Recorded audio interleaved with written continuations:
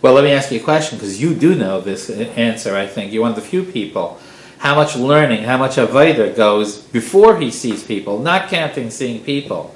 And sometimes he sees people 8-10 hours a day.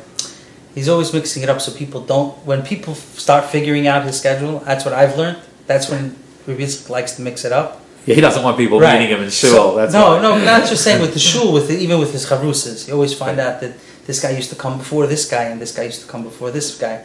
But usually I think on the average day he had at least 4 chavrusas. Right, that's right. So, and then if you started seeing people at 4:30 and certain chavrusas were 3-4 hours long.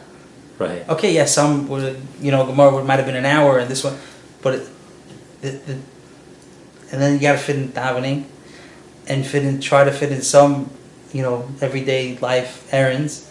Right. Which Rabbi Yitzchak is not the Rebbe which he locks himself off to the world and says he has Gaboim and he doesn't do anything. Right. But not Chas V'Shalom saying that the Chassidish way of doing it is wrong. But he'll learn with his kids. Right. Yeah. Meaning to say the Rebbe doesn't really do anything other than fear his Rebbista. That's the way it is. The Rebbe doesn't make himself into a normal person. He's the Rebbe, and the Rebbe has everything done for the Rebbe.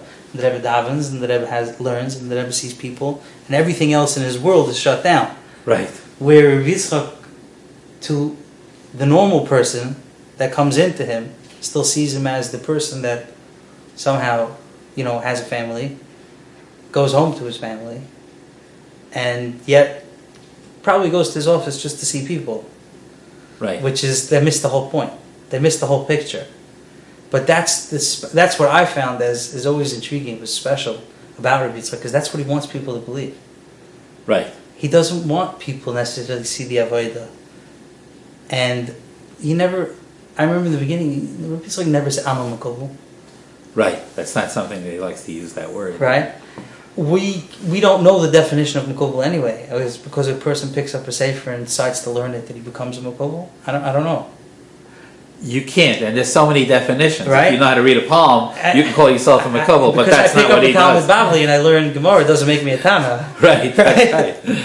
There are a lot of people, they're reading poems, they're reading faces. But even in Kabbalah, I don't know if, even that, you see, we've had the discussion with on a lot of our trips there to Israel. We get in more of a relaxed mode, and there's there's no real distraction, because now we're just going to either Quorum davening and we're relaxing. So sometimes we'll talk about so how do people, or not necessarily how do people do it, but is there koyach to limud? So Rabbi Yitzchak says, listen, a person that learns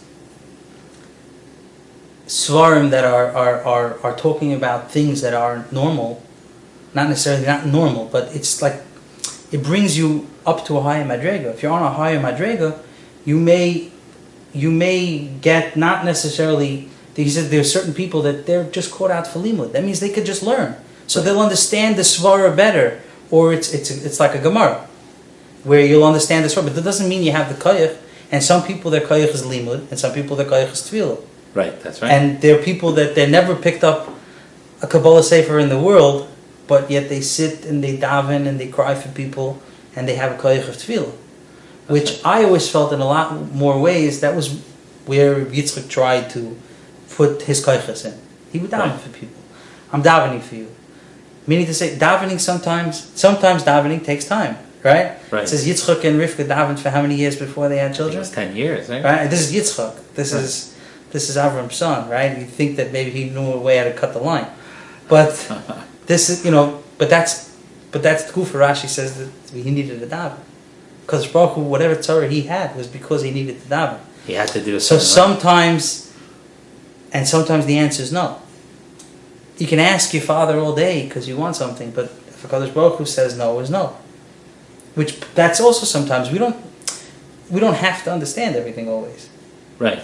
There are some people that have a broader picture and they may get the reason why.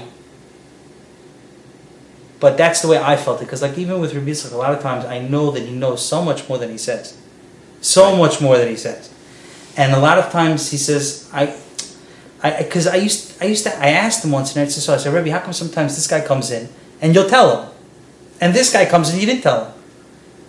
So he says this person for him, he needed part of his tikkun is the bechira of making that choice. Right. And for him, he's in a situation that he got himself into, and that what not necessarily that was he was forced into. I can help him get out of it. I can give him that choice, or I can give him that option and seed that choice. Right. Whereas that person has to come up with it on his own.